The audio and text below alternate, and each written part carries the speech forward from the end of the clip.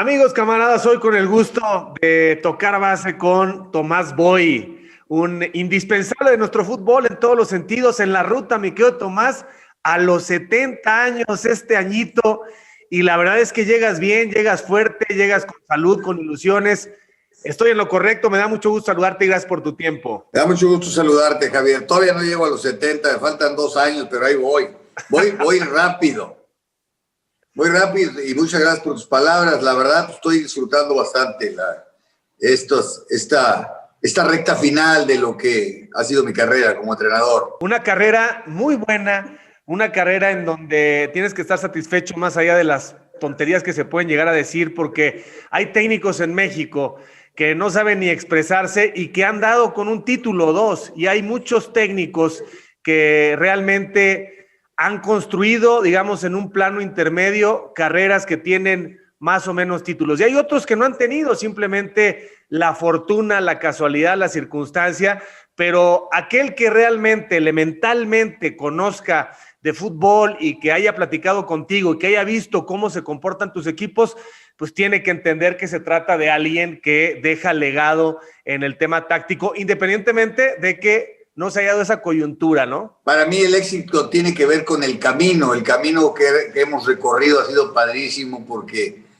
por lo menos en el historial de los posibles éxitos que se pueden suponer, tiene que ver pues que las tareas a las que fui sometido han pasado por muy buen camino, que es decir, que la mayor parte de los equipos que me contrataron fue para determinados objetivos que, la verdad, en un 80% se cumplieron. Y eso me deja muy, muy tranquilo, muy satisfecho. Y bueno, la consecución de un título, pues eso es padrísimo, No he entrado en esa posibilidad, solo he tenido una cosa ahí muy cercana en 2011 con un gran equipo que tenía yo, la verdad, y que creo que...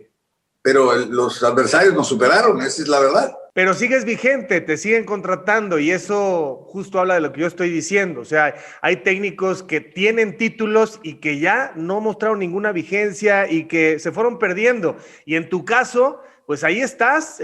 Y yo creo que las oportunidades, no sé si con Mazatlán, pero las oportunidades las vas a seguir queriendo y tomando hasta que el cuerpo aguante, ¿no? Es tu vida esto. La verdad, estar en la cancha es algo fascinante, ¿no? Digo, y a mitad del camino que he recorrido es cada día mejor, más padre. Siento que soy cada día mejor entrenador en ese sentido.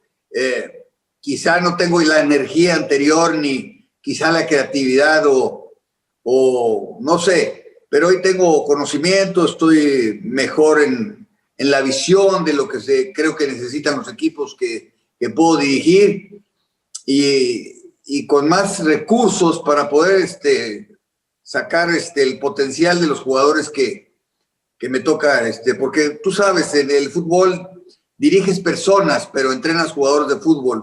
Es una ambivalencia ahí que tiene que ser llevada con prudencia y con moderación. Este equipo de Mazatlán, ¿cómo está? Me parece que es como un mosaico, ¿no? Hay que darle el golpe poco a poco, tienes un poco de todo, pero empiezan a verse como entusiasmados con la idea. Yo creo que lo que logras es convencerlos, conectarlos, se ven bien y seguramente tienen una expectativa que a lo mejor no es muy alta en este momento y que te permite trabajar con soltura. ¿Cómo está este plantel? Exactamente, mira, tengo un plantel veterano, pero muy experimentado a la vez, y está conformado con otras piezas muy jóvenes que tienen muchísimo futuro. Construir algo como la mudanza, ir a otra organización, no ha sido tan fácil. Para cualquier entrenador que hubiera venido, como en el caso de mi anterior, del anterior entrenador que era Valencia, le costó mucho trabajo y a cualquiera le hubiera costado muchísimo trabajo porque la adaptación a la temperatura en el momento que vinieron, ahorita por ejemplo no vamos a padecer esa parte. Entonces creo que el equipo yo me estoy concentrando en jugar fútbol.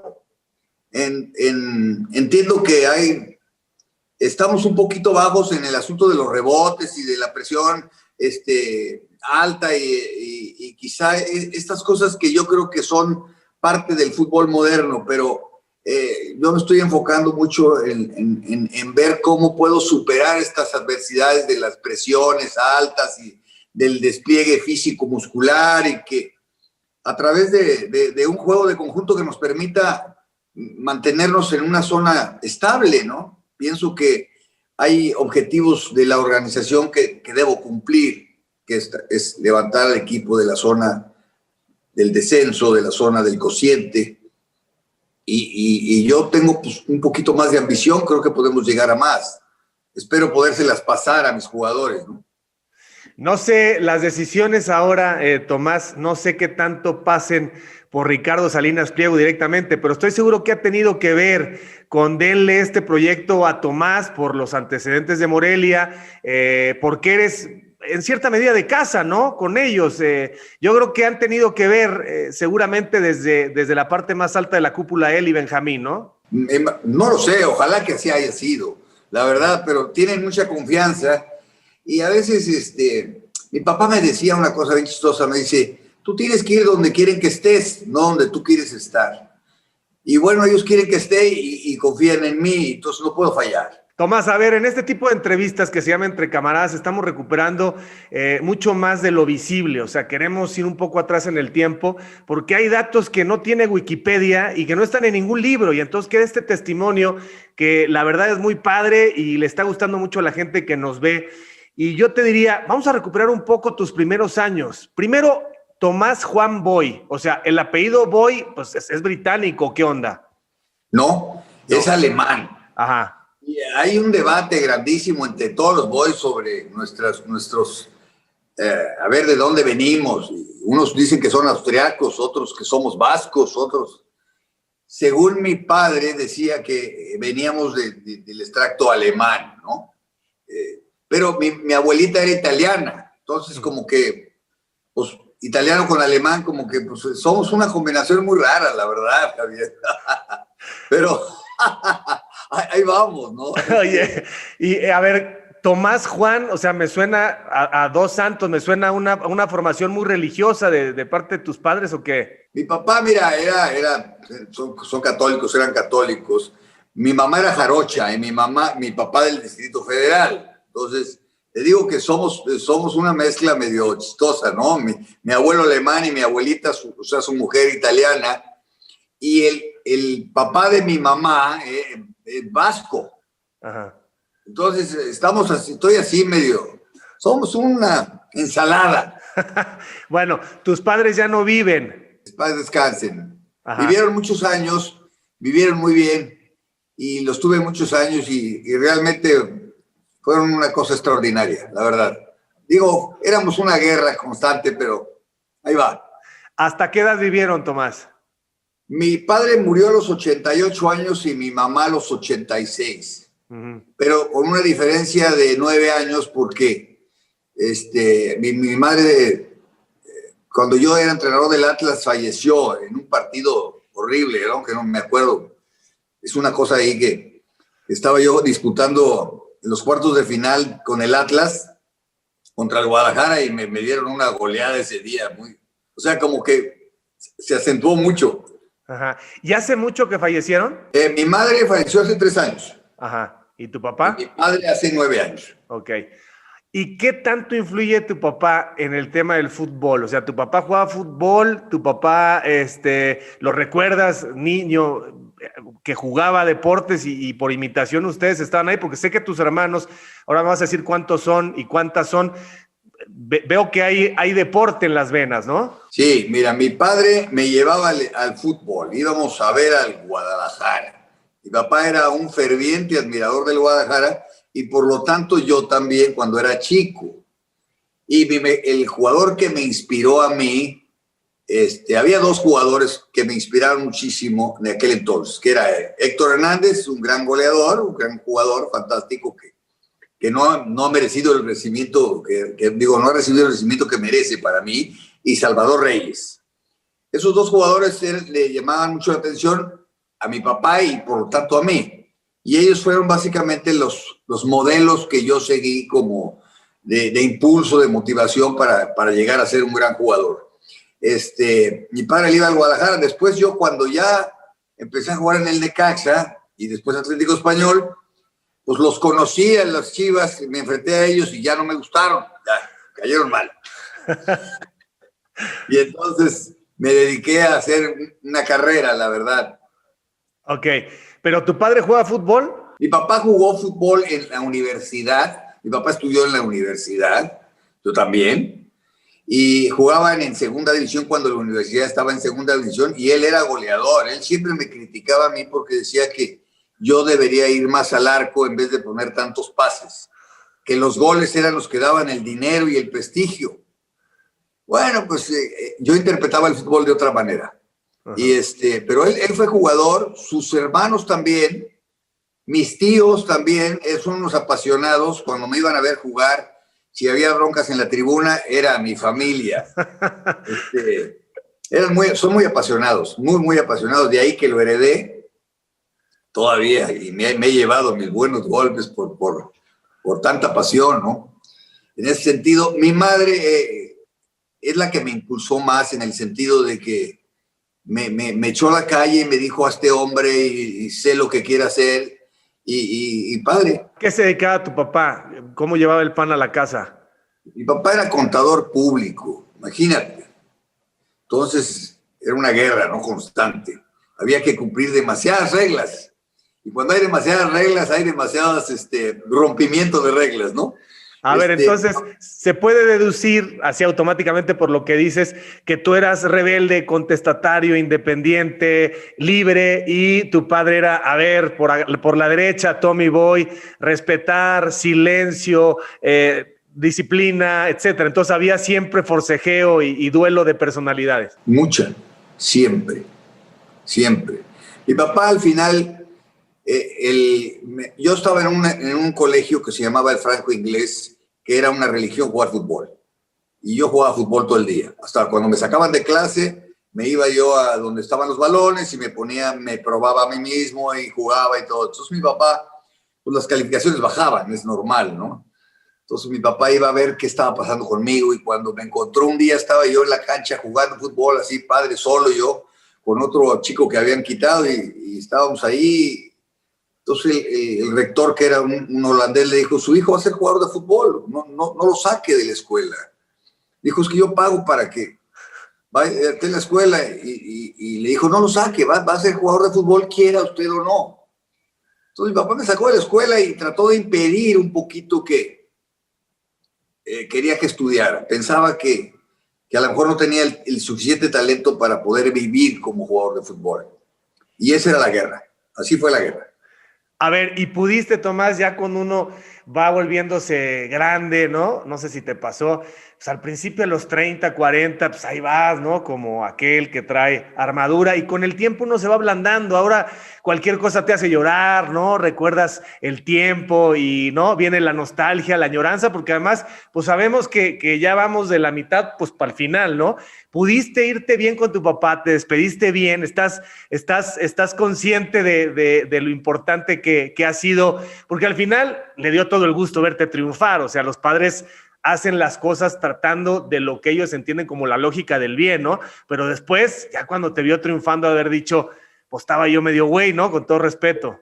No, nunca estuvo güey, mi papá, la verdad.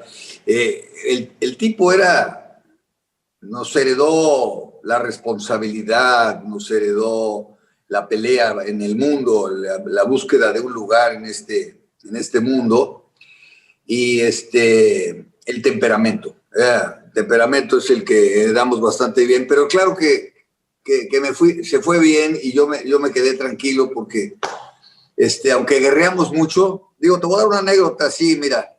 Mi papá me castigaba una semana, me dejaba de hablar, pero el domingo en la mañana, cuando iba a jugar ahí a la Regional del Sur, ya sabes dónde, ¿no? Ajá. Y entonces me despertaba y me decía, ya es tarde, vámonos, te voy a llevar. O sea, no me hablaba toda la semana, pero me despertaba para ir a jugar. Y ese era padre, fue padre. Ok, y a ver, ¿y tus hermanos cuántos eran? ¿Dónde andan? Mis hermanos, somos 8 hermanos.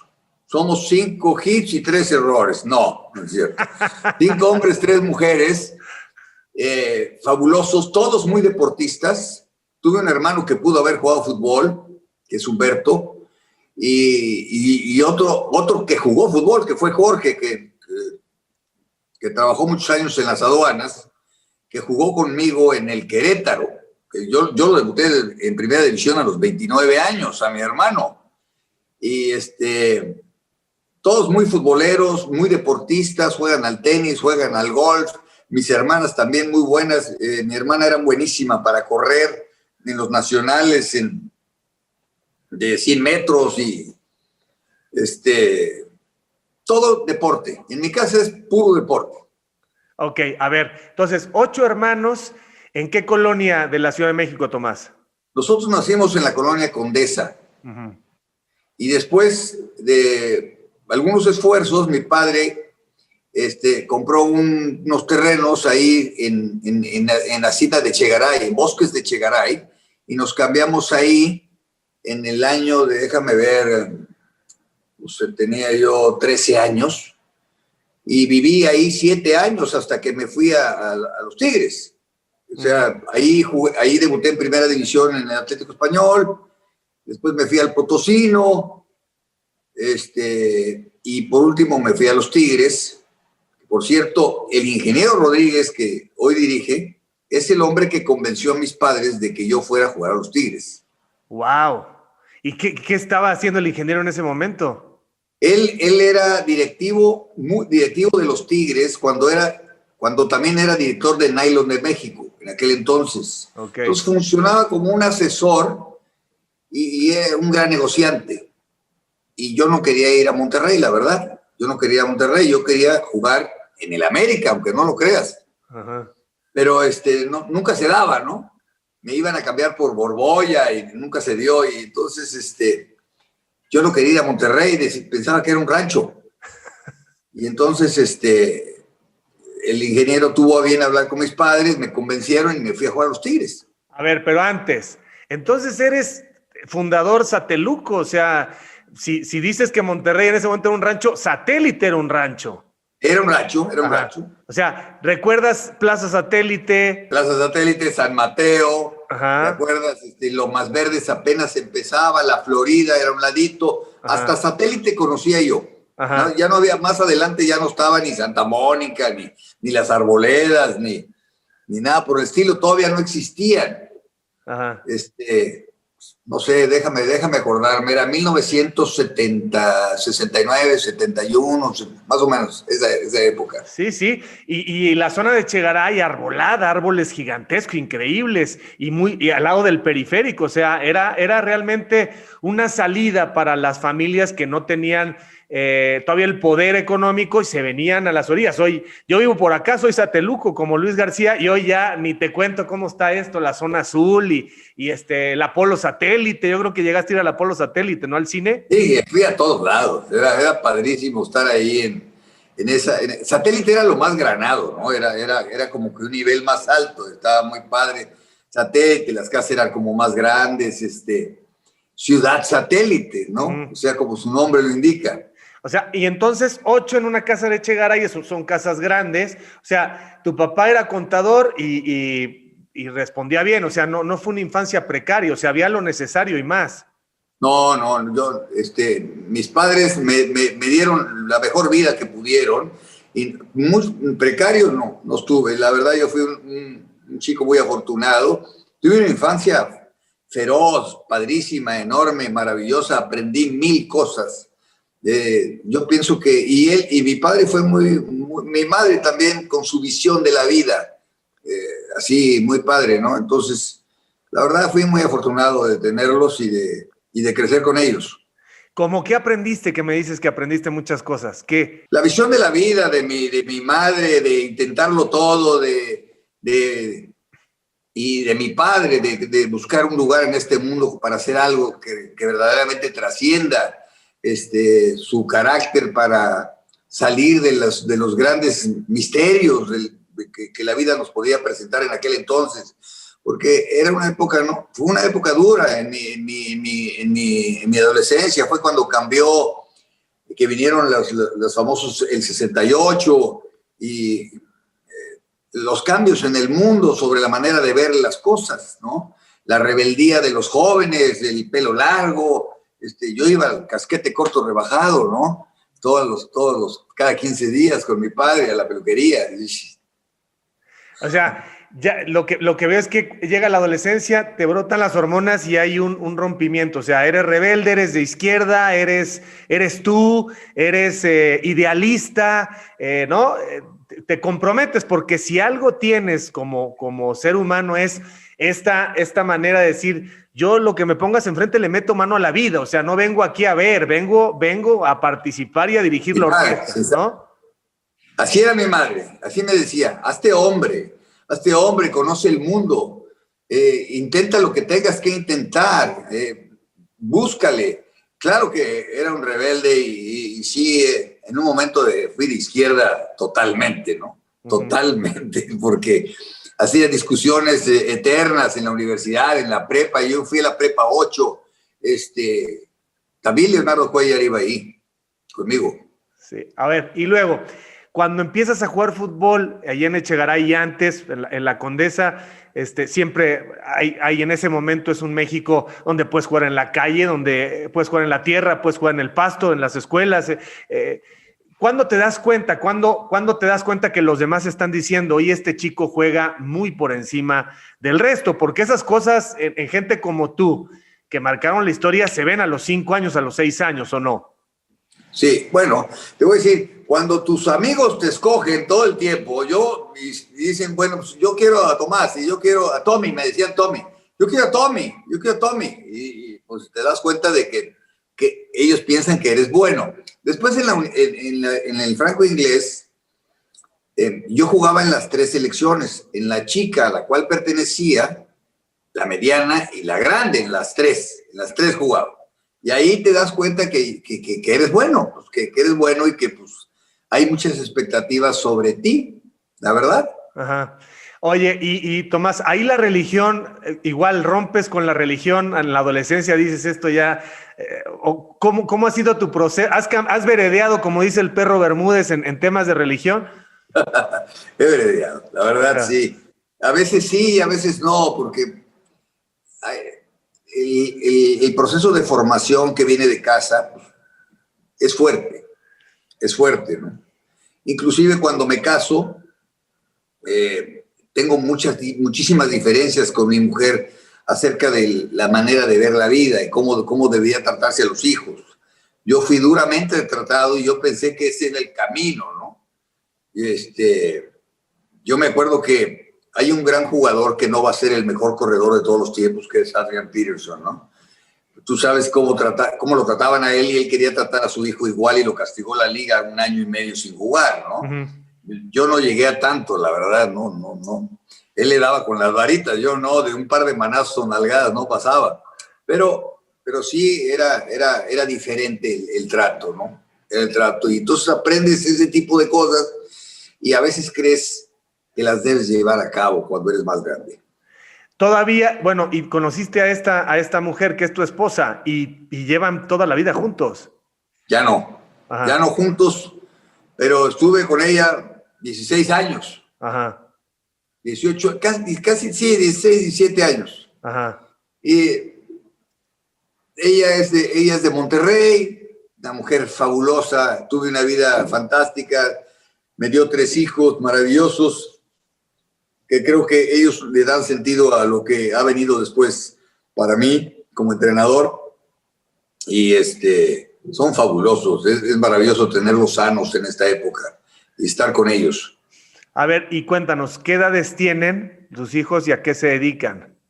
Uno de ellos, lo conoces, se llama Andrés, trabaja en los medios de comunicación, en Televisa, se llama Andrés Marcelo, tiene 40 años. El otro trabaja, es director de logística de una empresa coreana de automóviles. Y por último, mi hijo chico, que quiso ser jugador de fútbol, es el único que realmente lo intentó, que no tuvo suerte porque cuando iba a debutar, yo lo iba a debutar a este chico ya también grande, le rompieron la nariz 2 veces. Entonces no pudo debutar en primera división y entonces, aunque terminó su carrera de ingeniero, de repente me dijo, quiero ser entrenador. Pues hoy trabaja al lado mío. y lo está haciendo muy bien. Ah, fíjate, entonces tiene madera.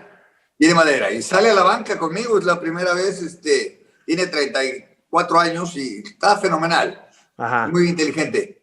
¿Y no tienes nietos, Tomás? No, pues tengo 3 hijos hombres y quedaron muy rejegos a la hora de casarse.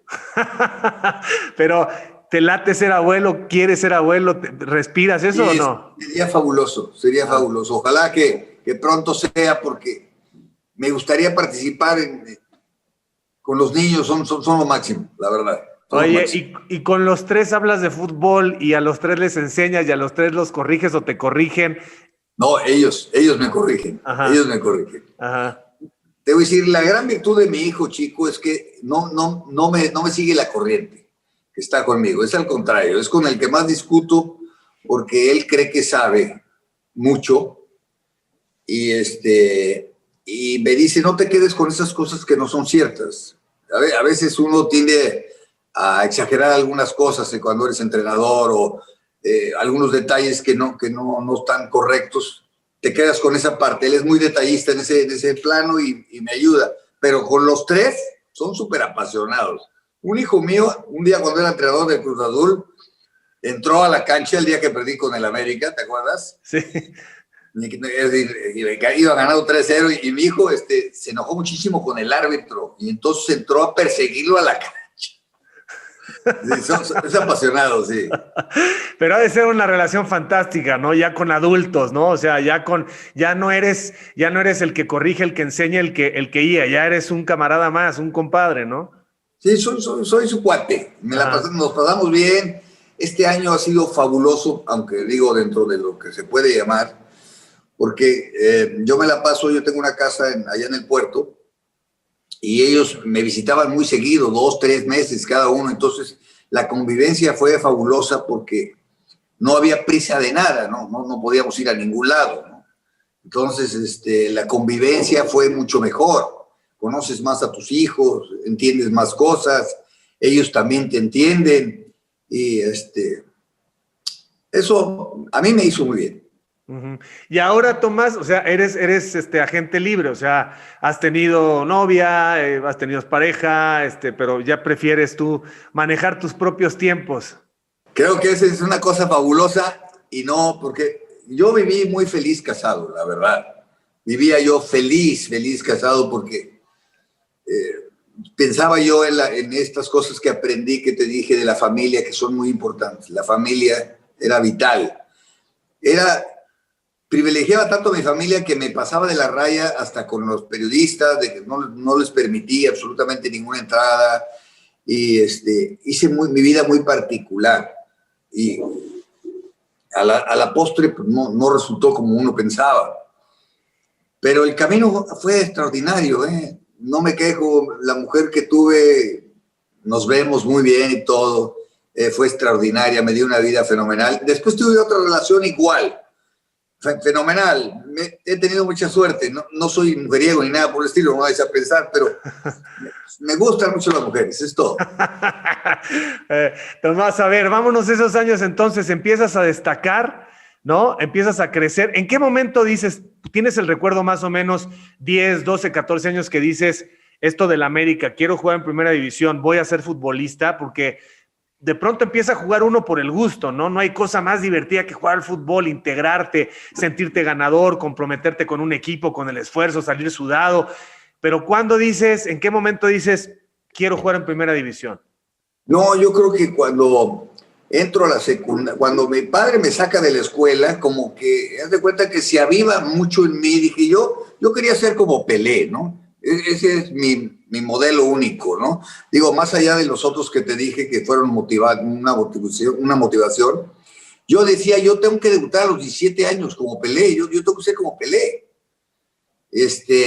Y después al ver que van pasando 14 años, 15 años, y le digo yo, papá, sabes que yo quiero que me ayudes con algún amigo que tienes ahí, que conoció, porque conocía a Nacho Treyes y conocía también a la Bruja Gutiérrez, que en aquel entonces eran entrenadores. Le dije, ¿por qué no me llevas con ellos y me quiero probar?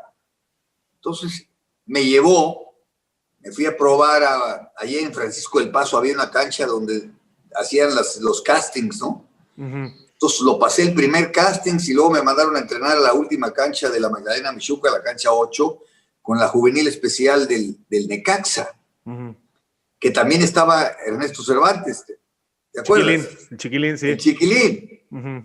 Entonces, como él era grandote, a él sí lo prestaban. Ya ves que luego los equipos de primera división te lo dicen, tráeme 2 jugadores así para hacer un interescuadras. Uh-huh. A mí nunca me mandaban, caray. Entonces, a él sí lo mandaban porque ya su físico estaba muy desarrollado.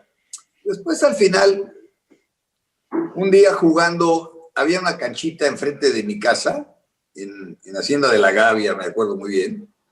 Una cancha padre de 2 canchas de básquetbol, pero ahí jugábamos fútbol. Entonces una pelota se salió y casi me atropella un ex grandísimo jugador, ¿no? Porque salí yo por seguir la pelota y ese jugador era Dante Juárez. Uh-huh. El y papá. Dante Juárez me dijo, papá. El papá, el morocho, el original. Oye, niño, y me regañó y le digo, me dice, ¿qué juegas fútbol? Le digo, sí, ya es argentino. Y me dice, ¿puedo verte? Le digo, sí, órale. Y me dijo, oye, te voy a llevar al Necaxa. Entrenaban en el Israelita. Entonces estaba Mayewski, Carlos Alverde, ¿quién más jugaba? El Tato Linares, Romo, Antonio Mota.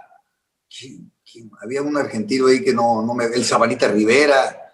Entonces, me dijo, te voy a llevar. Y le dije, yo ya entreno en la juvenil especial. Dice, no, te voy a llevar a primera división. Entonces me llevó, me probé y me quedé. ¡Wow! Así. Así. O sea que no tuve que saltar de las fuerzas básicas para acá, sino de que me atropellaran a la primera división. Uh-huh. ¿Y quién fue el primer técnico? El primer técnico fue la Bruja Gutiérrez. Uh-huh. Y después estuvo Miguel Marín, don Miguel Marín, un señor mexicano, que es el primer técnico pero realmente el que me debuta es un entrenador español que se llama Gustavo Biosca, uh-huh, que es el primer técnico que tuvo, el segundo técnico que tuvo el Atlético Español. Estaba Miguel Marín y luego Gustavo Biosca. Ok. ¿Y ese primer contrato, ya lo firmas tú solito o le dices a tu papá, oye, ¿qué onda aquí? ¿Cómo? ¿Te acuerdas cuánta lana era ese primer contrato? Sí, te voy a decir, era 1,000 pesos, pero me pagaban 947.20. Ajá. Porque había que pagar un impuestito. Ajá. Como si fueran hoy 10,000 pesos. Pues mira, te voy a decir, un Volkswagen valía 21,000 pesos. Ajá. Entonces fue mi primer auto, un Volkswagen. Ajá. Padrísimo. Que lo compré a plazos, había que dar un enganche, ya sabes, tu papá te ayuda un poquito y pues pagaba yo una cantidad, creo que 700 pesos mensuales, no me acuerdo, y durante 2 años. Así compré mi primer auto.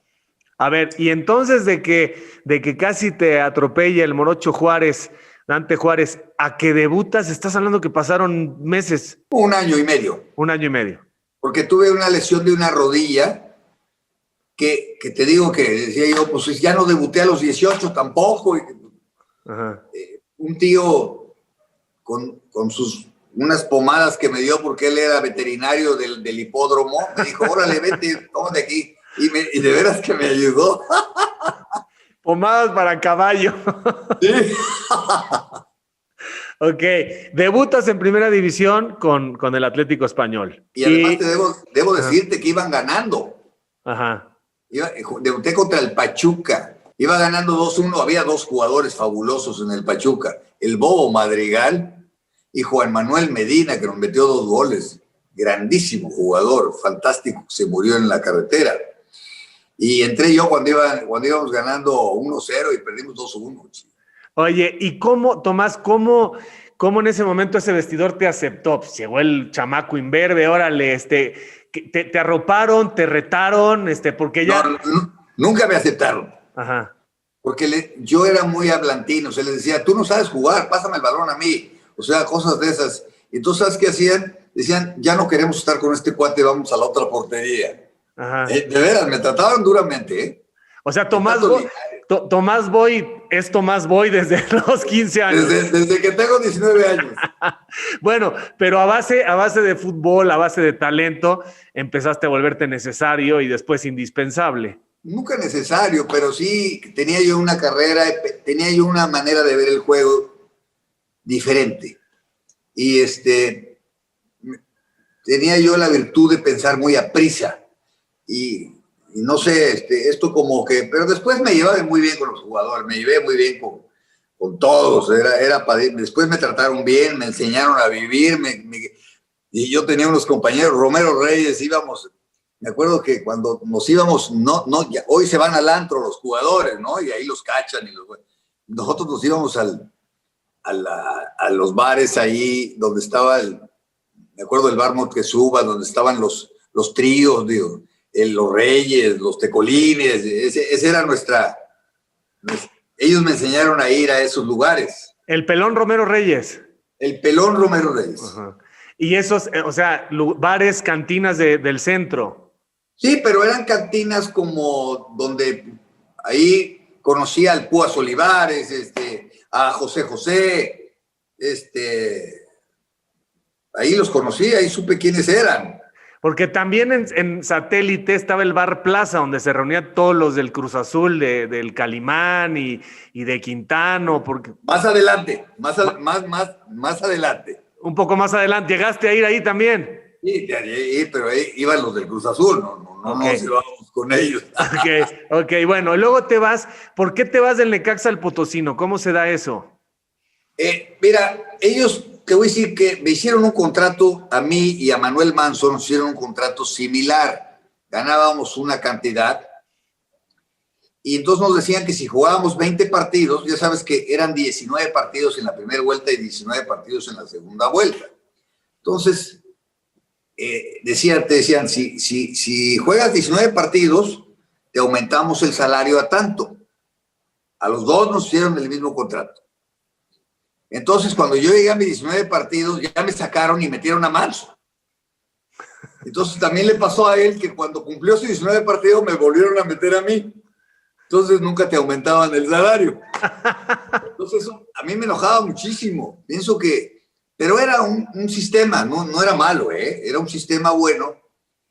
Y luego, pues yo decía, yo ya no quiero ser banca. Yo quiero ser titular y yo quiero jugar. Entonces... Antonio Payán, ¿te acuerdas? Sí.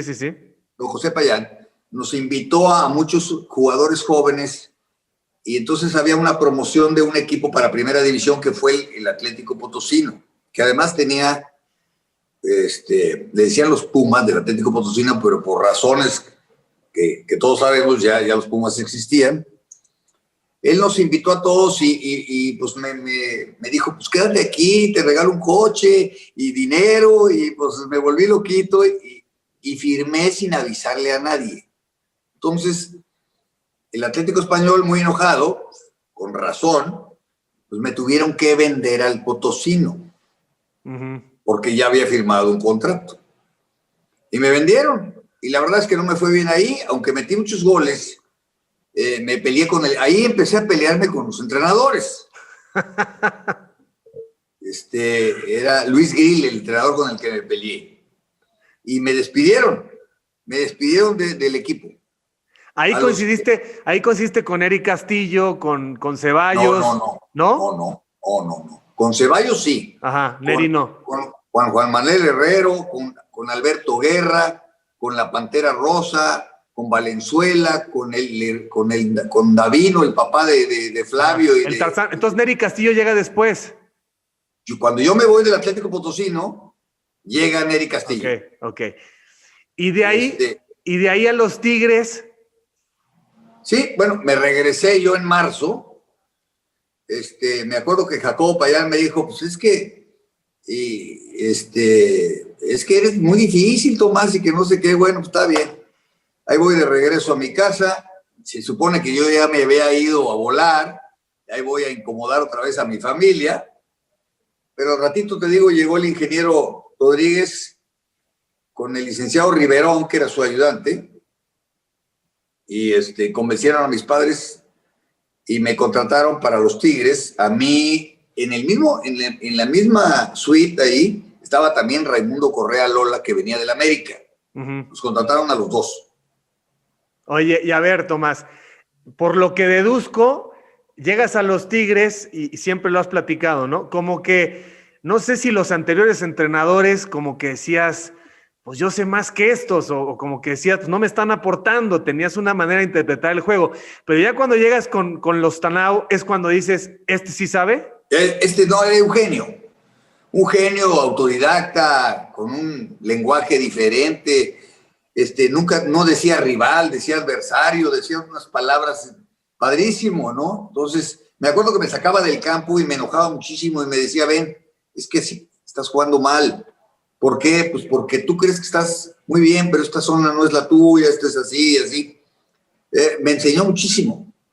Es un entrenador que no tuvo mucha suerte, pero él podía descubrir las debilidades del adversario fácilmente, crear muy buenas estrategias y tácticas para debilitar al adversario, ya sea de frente o por las zonas laterales.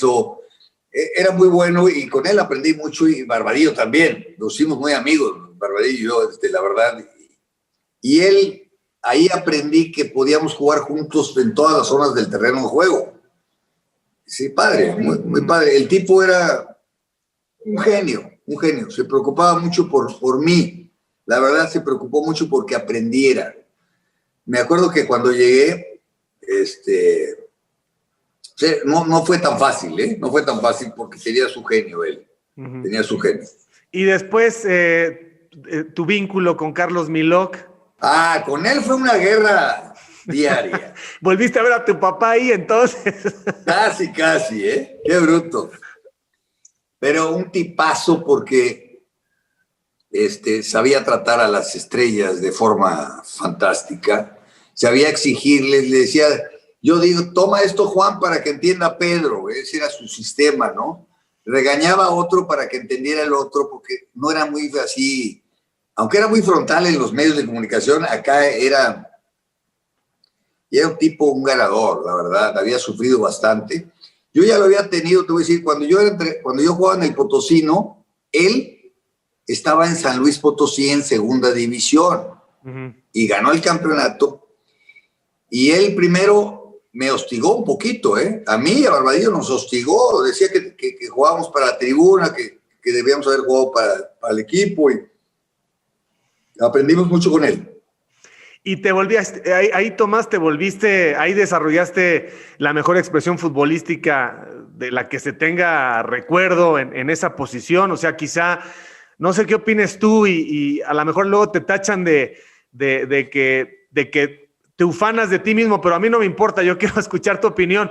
Yo no he visto en tu posición más que a Manuel Manso, a Tomás Boy, a Manuel Negrete, y párale de contar, a menos que tú me recuerdes de la vieja guardia, de aquellas Chivas, etcétera, alguno que otro con ese talento para jugar el medio campo, con esa visión, inteligencia, técnica, con gol. Había un gran jugador que pudo haber sido grandísimo, ¿no? Bueno, el Chino Estrada era un jugador fuera de serie, ¿no?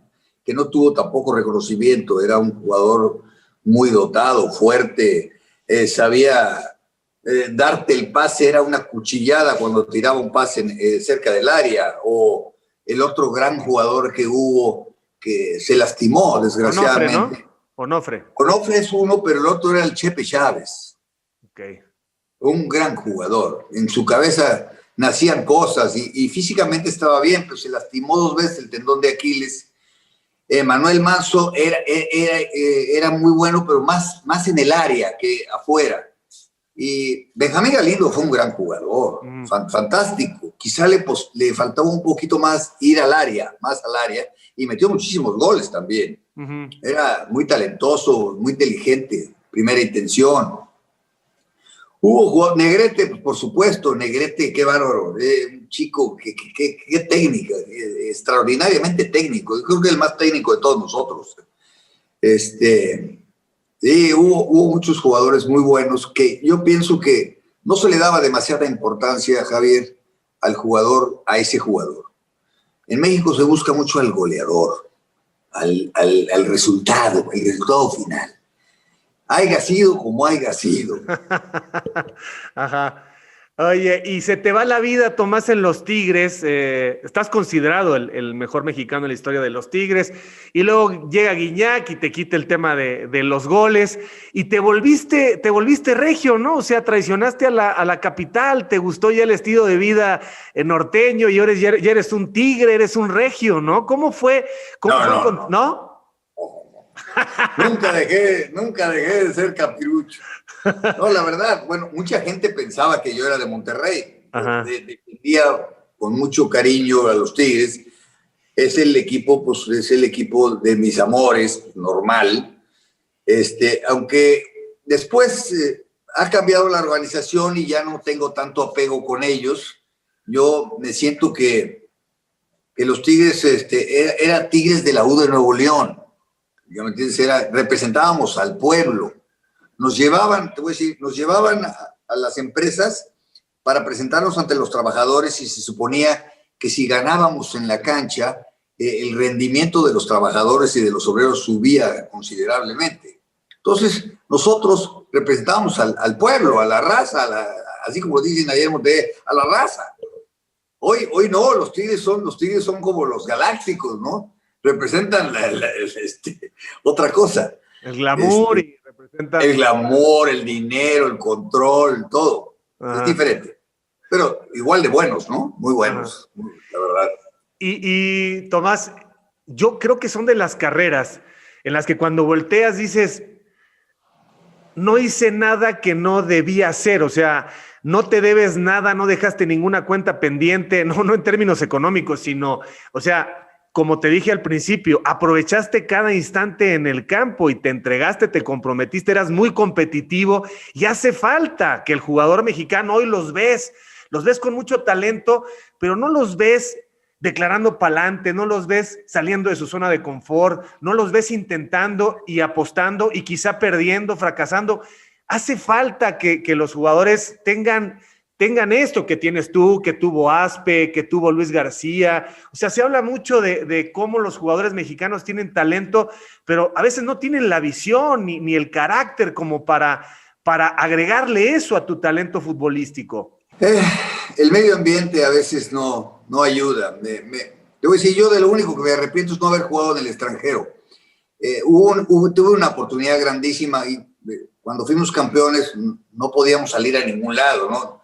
Eras campeón y no salías no había ningún premio, ¿no? Ningún premio deportivo. Entonces, el rector de la universidad en aquel entonces nos regaló un viaje a Italia para hacer un torneo contra el Parma y el Anconitana, que era de segunda división, y el Perugia, donde jugaba Paolo Rossi. Y nos tocó a bien jugar y ganar el torneo.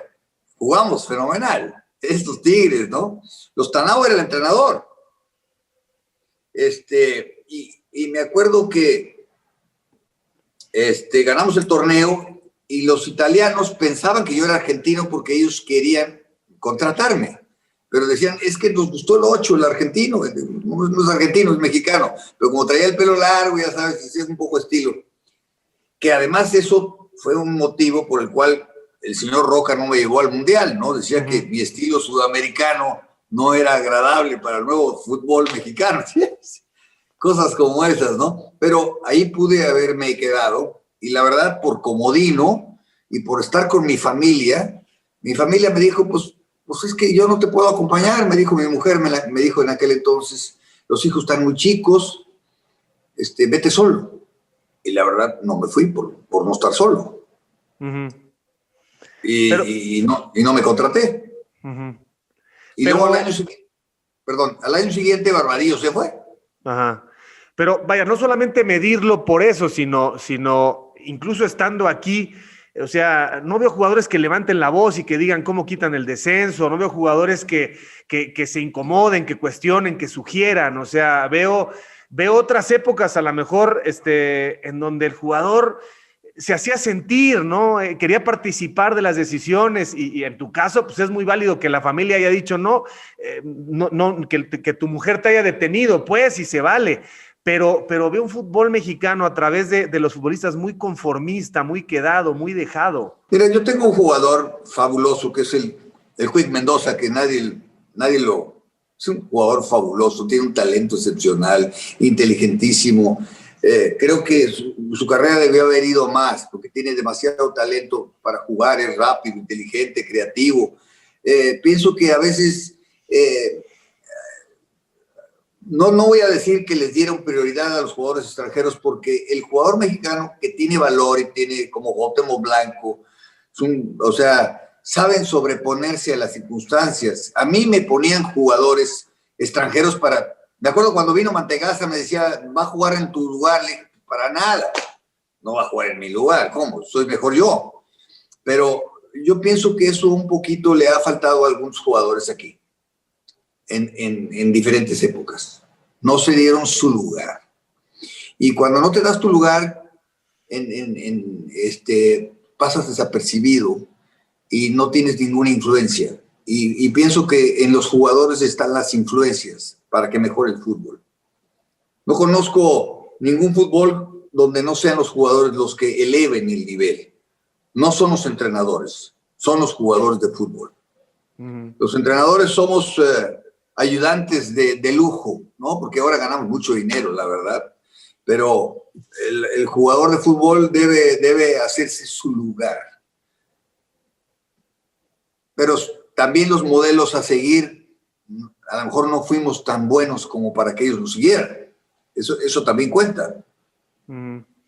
Pues son reflexiones. Ahora, Tomás, yo siempre, tú has estado de este lado de los medios de comunicación y se vale cuestionar y se vale sugerir, se vale proponer.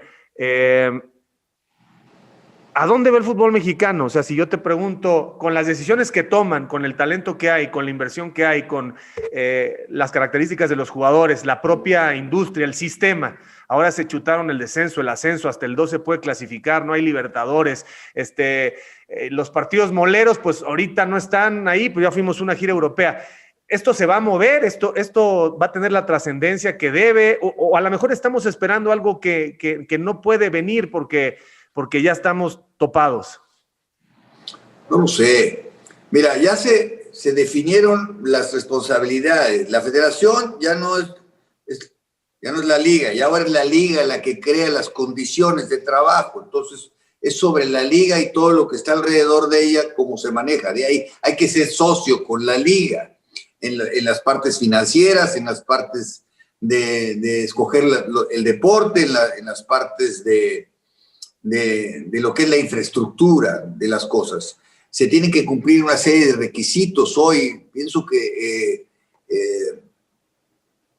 no sé si están en lo correcto, no podría decirte esa parte, pero me imagino que están buscando algo, pero yo no sé si lo van a encontrar. Sinceramente no sé si es el camino.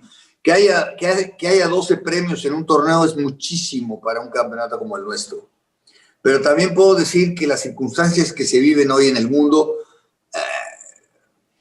no queda tan mal. No sé si me entiendes. No queda tan mal. No sé si nos sabemos adaptar a las condiciones de esa forma. Los jugadores y yo que tengo trabajo hoy en día, me siento súper afortunado, Javier. Y los jugadores deben sentirse igual porque las personas están perdiendo su trabajo, las empresas están quebrando, las condiciones son muy difíciles. Me imagino que los equipos están padeciendo, las contrataciones, los salarios han bajado, se han reducido radicalmente. No sé si esto va a mejorar, pero yo lo que sí te digo es que el ambiente donde los talentos surgen, siempre surgen. Y los líderes, en las crisis es donde surgen. ¿Por qué no aceptamos que haya crisis? Para que surjan, porque es en las crisis donde verdaderamente viene la creatividad, la superación a este tipo de motivaciones y circunstancias. Entonces, en las crisis donde se encuentran las mejores soluciones. Y yo pienso que ahorita estamos un poco en crisis. Tomás, ya nos echamos una hora, fantástica charla. Muchísimas gracias por el tiempo, gracias por los detalles, por las anécdotas. Sabes que te respeto, que te admiro y en el camino andamos. Ojalá que pronto nos encontremos y yo sí deseo fervientemente, por pura congruencia que tenga el fútbol lógica, que te encuentres con un título y seguramente la vida te lo va a dar tarde o temprano. Así es que dices que vas en ruta directa hacia simplemente seguir dirigiendo. Muchísimas gracias, Tomás, y te mando un abrazo. Te mando un abrazo, Javier. Muchas gracias por tu entrevista. Así que, camaradas, por favor, no dejen de seguirme a través de todas mis redes, de suscribirse a mi canal, dale a la campanita, dale like. No te olvides de dejarme tus comentarios, yo mismo estaré respondiendo. Cambio y fuera, camaradas.